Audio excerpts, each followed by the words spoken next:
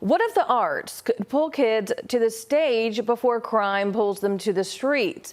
That's the idea behind the Youth Diversion to the Arts program. Augusta District Attorney Jared Williams believes in it. He's our studio guest this morning, one-on-one with Richard Rogers. Jared, good to have you with us this morning. Before we get into this arts program, which is very important, as we both know, there was a shooting at Josie High School earlier in the week, and we have a young gunman who turned himself in. In this case, he's 16 years old. Over the summer, we had three 15-year-olds who lost their lives to gun violence in our area. This has to weigh heavy on you as a prosecutor. Absolutely. This is exactly why we have to be proactive in the way that we address criminal cases. We have to be proactive in how we reach our kids early before they make those decisions that can impact the rest of their lives. Now, I know you can't talk specifically about the Josie case, but what would you talk about, tell local parents who are watching all of this very carefully, who are worried this weekend about sending their kids back to school?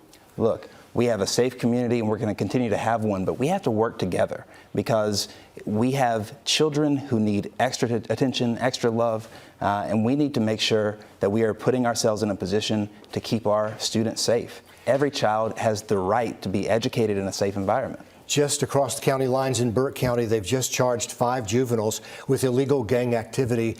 Are gangs a problem for you? Do they land a lot of young people in front of you in the prosecutor's office? We have been unequivocal in our fight against gangs. We created a violent crimes and gang unit to deal with this exact issue because we want to make sure that for every child that we have someone who's out there fighting to help their soul, to help them stay out of these types of situations. If they can get love from the community, they won't look to gangs to fill those voids. You're competing with the gangs really in programs like this arts program because you're trying to get to them before the gangs do. Absolutely. Let's hear about this program. It's called the Youth Diversion to Arts program. Who's your target here? So this is targeted toward first-time offenders, lower-level offenders, these are kids. You know, they don't need to necessarily go through the traditional court process. It's a way to divert these cases away from them ever having to see a judge or a prosecutor or a defense attorney. Let's let these kids go be kids in a place that's safe for them, that can help them learn and grow into the adults that we want them to be. Like I said, this is the second graduating class. Looks like they just made their performance over at the Arts Center downtown, the Jesse Norman. Tell me how it's going so far. Would you call this a success so far, or are you just getting going? I would say it's a success whenever we have a number of kids who go through a program like this and they don't reoffend. That's the biggest piece, is that we can't predict who's going to commit their first offense, but we can certainly help prevent that second, third, and fourth. And it's by getting to these kids early and often, showering them with love, support, with opportunities, with mentors and good friends, positive role models that can help them stay on the right path. How are these kids or their families finding the program? How do they do it? How do they connect? We're reaching out to them. And so we have a number of cases that we look through, and we have an evaluation process that we do. And this is a very small program. I'm hoping that it's the first of many different types of programs. Just to make good on what we said was the biggest piece of our future in criminal justice is keeping kids in classrooms, out of courtrooms, helping them stay safe, healthy, and productive. And I think the proof of success is in these success stories. You're saying these kids who come through the program are not reoffending. Absolutely, and that's the point. We want to reduce recidivism. We want to reduce the likelihood that someone's first time in the system becomes a pattern of criminality.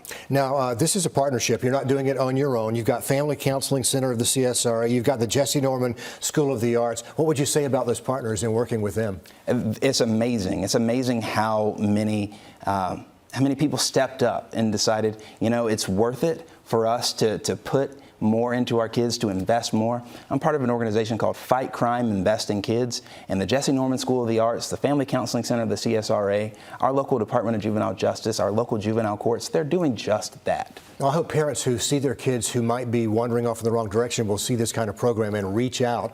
Does that work too, if families reach out to these areas? Absolutely, absolutely. You're also part of something called Classrooms, Not Courtrooms. Is that a big umbrella for what we see here this morning? So Classrooms, Not Courtrooms is our model for success. And so that's something that we created, and this is the first pilot program of that. And so we're very happy that this has been a success because it is a partnership with other community stakeholders who understand that juvenile crime, child crime, That's a community issue, and it's going to take community solutions. If we're going to stop shootings in schools, if we're going to stop gangs having footholds on our children and in our schools, we have to work together. It's not, you can't place blame any one place, and you can't place all the responsibility on one agency or one stakeholder. We all have to work together. Now, these kids, as I mentioned, have already graduated from the program. Do you know if we've started recruiting the next group to come through yet? Absolutely, we have. Okay, so that's happening as we speak. Yes, sir. Now, a few weeks ago, we saw you in Atlanta, joining some other district attorneys from all around the state, opposing a new state law that a lot of people might not even know about. It creates a commission to discipline and remove prosecutors. Governor Kemp says the idea is to curb far-left prosecutors who are making our communities less safe. This is about people you choose to prosecute. Why were you in Atlanta standing with those other DAs to oppose this? Because I swore an oath to uphold the Constitution and to do the right thing. And when people make political decisions and they try and make decisions and take rights away from voters to choose who should support them, who should represent them, I'm going to stand up for the voices of voters. Now, this is really about, when you boil it all down, the people you choose to prosecute versus the people you choose to walk. As a prosecutor, you do take a chance with every single case you don't prosecute. Does that weigh heavy on you and the staff?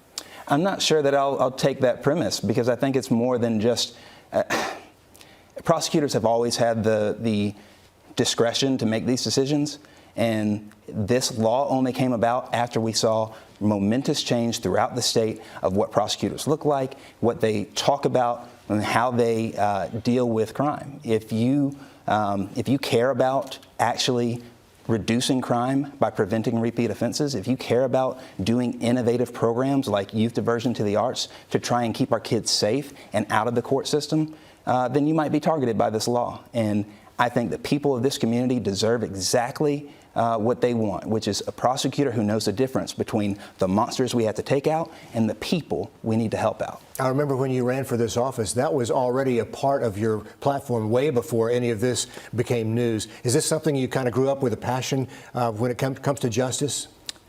I'll tell you, it's just common sense. It's easier to get a 14, 15-year-old on the right path than it is to get a 24 or 25-year-old.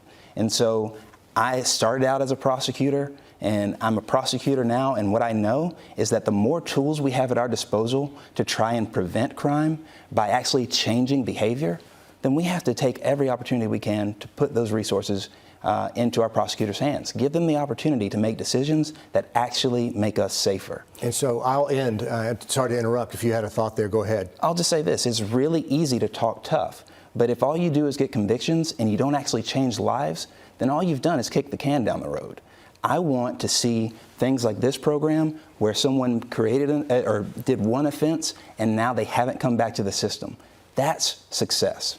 So I'll end where we started, back with this latest school shooting. As a human who has to show up for work and deal with this kind of thing, what were your initial reactions when you thought, it's happened again, here we go again? It breaks my heart. It breaks my heart because I grew up playing one street over from Josie on Wooten Road. I know that community. That's home for me.